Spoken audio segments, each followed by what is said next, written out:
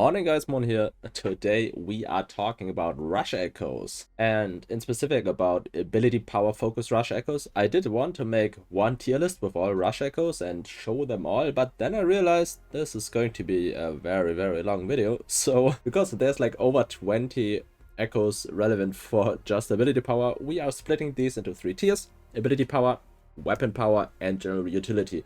There will be some overlaps because there's hybrid echoes or stuff that is generally just very good, but I do keep out stuff like Atarach for the ability power because it is purely weapon power, though it does see some use in ability power focused builds because they have a great break damage. But aside from that, we will focus on really what is in here, but the list is not exclusively what you should use when you run ability power, just to get some order into it. Also, I still am somewhat ill, so there might be a lot of cuts where I'm like getting my nose dry in here. So yes, let's get going.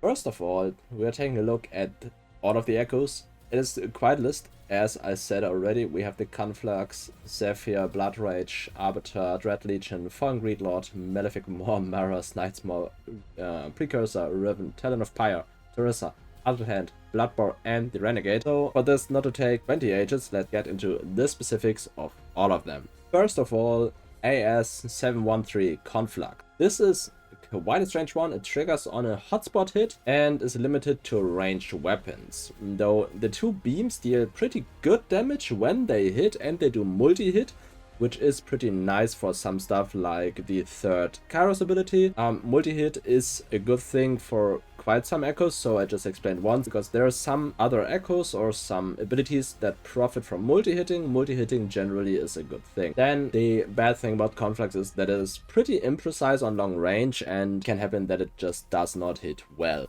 Then next up we have Astral Zephyr. Astral Zephyr is interesting because it triggers on a backwards dodge during combat and then put 3 black holes on the ground that have pretty decent AoE, hit up to 3 times depending on, well, how big the enemy is and where it's standing, and it has very good base damage, and with overlaps it's one of the highest damage echoes in the game, so pretty good overall.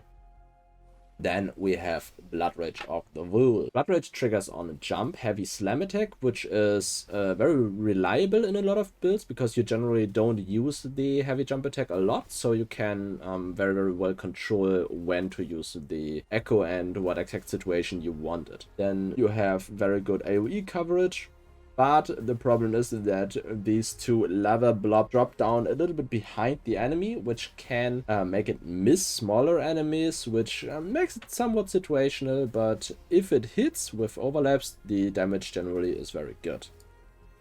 Next up we have Dark Arbiter. Dark Arbiter is triggered by blocking foils in a row and requires, well, a group of fast hitting enemies or like a multi-hit of an enemy. Then when it does trigger, it has pretty decent AoE and can clear a group fairly well. However, it might be too reactive for most situations, and I personally do not like it very much. Next up is Dread Legion. Dread Legion is triggered by using a Wayfinder ability. It is a very strong power boost, but it can be difficult at times to trigger it at the right moment, because sometimes out of muscle memory you just throw a spell at the enemy and then are like, oh god damn, I used my Dread Legion echo, it's gone. Well, that can happen, but when you're getting used to it, it's pretty much mandatory in like burst focused ability power builds. Then we have the Fallen Greedlord. Fallen Greedlord is again a very strange one because it is triggered by using up all your stamina, and then it is a very big AoE damage donut which has a hole in the middle. It does multi-hit and has pretty much the highest or one of the highest DPS in the game and can multi-hit some enemies. However, I did butcher the word leaves. It does leave you without stamina though, which can be a problem because you cannot dodge or block after using it, which is annoying, I think. With Malefic Maw coming up, which is triggered by a block counter and has a decent AoE on close range. However, it does provide a pretty good shield, which makes it one of the better echoes, I think, because it does have okayish damage, but the shield can be good in a lot of scenarios and builds that synergize with shields very well. So one of the better echoes, I think. Kolaar the Beastmaster is one of the stranger ones. I didn't have it on my radar for a long time until just for this video I was discussing on the Discord. And someone brought it up like, it's not bad, you should at least test it. And I was like, I really don't like not having numbers on the Echo, because I don't know why there's no numbers, but I did test around a lot, and let's take a look. We have about 400% weapon scaling, around 600% AP scaling, and it does increase the crit rate by 35%. All of these are very, very good numbers, though it does only trigger one of those with a 20-second cooldown, which is pretty low. But when you trigger one that does work well for your build, this is like one of the best echoes there is. It seems like it is on par with Atura for weapon power builds. It is on par with the stronger AP builds for AP builds, and crit rating is good on all crit builds. And this brings me to the point, this is extremely strong on hybrid crit builds. Like all builds that scale critical power and critical strike chance really just want Kolaar. It's extremely good, and the damage really just hits very, very hard. So great recommendation here. Next up we've got Maras. Maras is triggered by dodging in combat. It does has a decent AoE and damage. However, you are dodging away from the enemy, then it does kind of work, but as soon as you try to dodge into the enemies, you leave the bomb behind you completely out of the combat zone. So for me, it just happened way too often that I did leave the bomb somewhere where it just didn't hit anything, and this makes it one of the worst echoes from my taste, because I just don't hit with it. I just don't feel like it is a good echo at all. Nightmare coming up next is, well, it's triggered by getting hit, which is very random what enemy is triggering it, but it can hit from a very long range. So it deals decent AoE, but it has pretty much non-existential DPS. So there is a better version of it, which is the Darkstar Nightmare, or the Darkstar Echo, which is the mythic variant. And it's still so bad that I did not bother farming it for the video, because it's just not worth my time, I'm sorry. You have to deal with this screenshot of the normal. Precursor Reborn, one of my favorites, I have to say, is triggered by filling up your combo meter. Filling up your combo meter generally is a thing you want to do in combats where you don't just one-shot the enemy anyways, and then it triggers at the point where you're like, okay, now I throw everything at the enemy, which is a good moment for an echo to proc. So I very much like the trigger, and it does deal quite decent damage with 600% over 6 hits, and you can be very precise with dealing the damage. So with rifles, for example, you can say, okay, 600% against this enemy now, though it does not deal any AoE damage, so it is exactly 600% no matter how many enemies there is. Ryv'n coming up next is, again, a kind of strange one.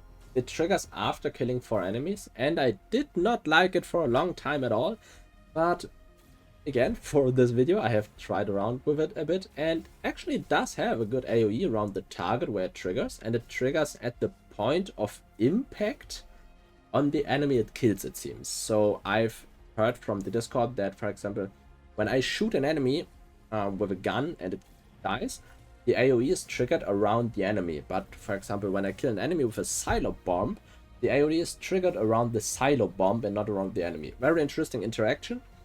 Can be used for enhancing wave clear of builds that just don't clear as well. So interesting for rune cannons, for example, because they hit slow but hit hard, so you can hit 4 enemies and then it just makes boom and everything is gone. Pretty cool there, especially because rune cannons generally are good for ability power build, or some at least. But yeah, might be interesting there. Also, it does have a short cooldown, so it might be up for like every other pack or so. Though the single target capabilities are very limited to the boss having adds and then triggering at the right location, so I would not use it for bosses at all. Talon of Pyre coming up next. What's wrong with my writing here?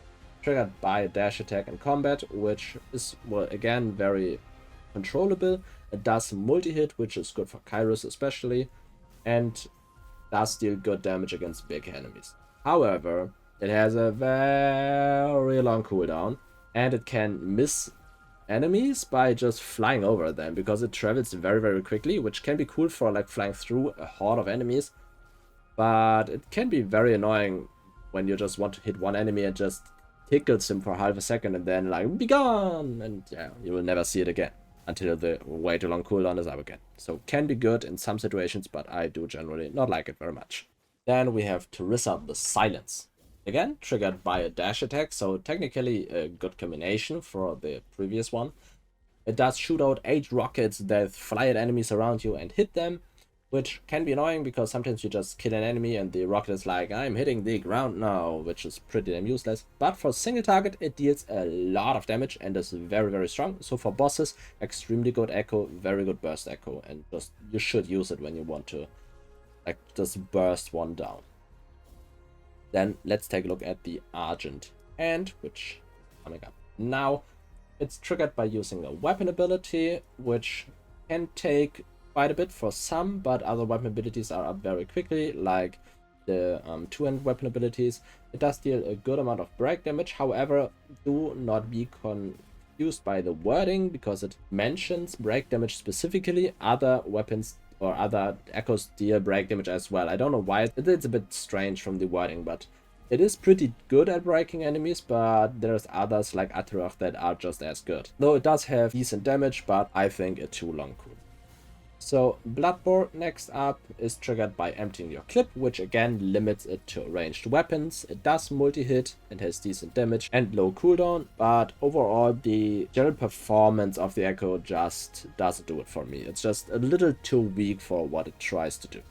The first being triggered by double jumping again is something that could be very controllable, but I do double jump all the time, so it just triggers out of nowhere and I'm wasting it all the time. However, when you're running a hybrid build and want ability power and weapon power, it is a very, very good boost. 15 seconds duration is pretty long, so it is a very, very good boost, though it does have a good uptime despite a long cooldown, because even though it has 45 seconds, the 15 seconds it is up is pretty much the time you want to be in combat, and then you dodge around or are like traveling from pack to pack. So generally it does have a pretty good uptime and could be used in hybrid builds.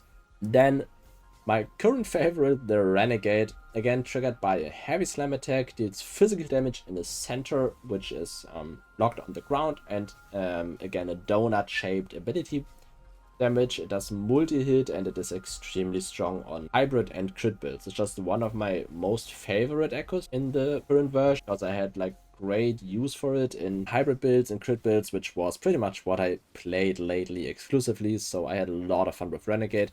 Very, very, very strong echo, I do think. So finally, let's talk about the tier list. At the left, you can see my general ranking already. But I do have to say, this all is, well, depending on very personal opinion and what I have done lately mostly. So I have played a lot of hybrid builds, a lot of crit stuff, so this might be inaccurate for like some builds and some playstyles, but it's just, well, based on my personal feeling. So if you think otherwise, I will drop down the link to the tier list into the comment section or into the description, so feel free to make your own tier list and share it. I'm very interested in how you rank your echo. But first of all, I do have the Renegade in S+. I just like it so much. It's just fun to use. It hits hard, it hits often, it's just very, very good. Then Astral Zephyr generally should be S+ tier as well from the damage. However, the long cooldown and the sometimes finicky hitbox just drop it off just to S tier for me. Then Dread Legion, straight up S tier, extremely good for pretty much all AP builds. Malefic Maw also S tier, I do think. Decent damage, good shield, overall just very good. Precursor Reborn, I just like it in the builds I am playing with it, so very, very good also. Kolaar just is a jump start for me. Like, I thought it would be like D tier, like up or down at Knight's Maw level, but it turned out to be pretty damn strong. Like, I have tested it and it's just very, very good. Then we've got Fallen Greedlord, Teryssa, and the first in the A tier. All of them pretty good. Teryssa especially for single target, but all of them do have some flaws I just don't like. The first is a pretty low buff compared to Dread Legion for pure AP builds, so it just cannot be on the same tier. It's just too weak there. Then Fallen Greedlord leaves you without stamina, which I personally just do not like.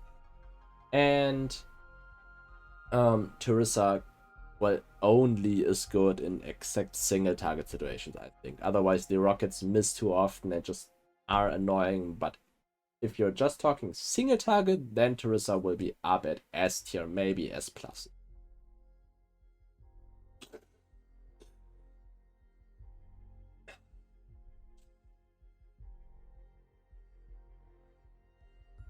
In the B tier, we have the CONFLUX, the Bloodrage, Maras, Ryv'n, and the Argent Hand. All of them do provide good damage in the right situations, but the right situation just come up too rarely for me, so that I don't really justify using them often. So they just don't work out for me. Then we have the C tier, Dark Arbiter, Talon of Pyre, and the Bloodbore.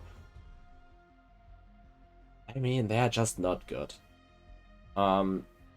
They have either weird triggers, or just don't hit the enemies well, or deal too little damage, or I personally just don't like them. Like the Talon of Pyre is like kind of a hate, like kind of a personal affair with it. I don't know why, it just disappoints me too often. There's people that say it should be S+ tier, but I personally just don't see it. I'm sorry. And then we have the Knight's Maw tier. There we have Knight's Maw. This thing, as I said, is so goddamn bad that I refuse to farm the mythic version of it, and I just refuse to acknowledge that it exists. The plus, it's not explained here in the list, but the plus means there's a mythic variant of the Echo, but I will always show the mythic variant as a screenshot, so it should be self-explanatory. Well then, this is pretty much everything I wanted to talk about. So, as I said, if you have a tier list, drop it down in the comment section. I will take a look at all of them and be very interested in how you build your tier lists. So, yeah, let me know.